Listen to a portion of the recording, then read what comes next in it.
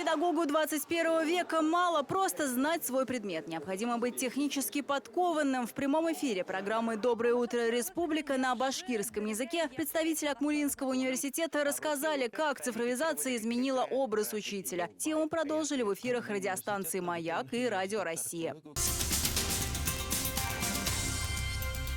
А в медиацентре России, который оснащен по последнему слову мультимедийной техники, состоялась онлайн-пресс-конференция. Здесь объявили об открытии на базе БГПУ нового центра сопровождения профмастерства. Говорили и о переходе на дистанционный формат обучения. Сегодня мы не только обучаем в ЛМС, она у нас так называется, но мы и принимали экзамены, мы и принимали госэкзамены, дипломные работы. Более того, практически вся приемная кампания прошла в удаленном режиме. Современное образование строится на IT-технологиях, уверены в ВУЗе. Поэтому все самое полезное для школьников, студентов и педагогов сосредоточили в Центре роста цифровых компетенций. Эльмира Шайхова, Салават Валеев. Вести, Башкортостан.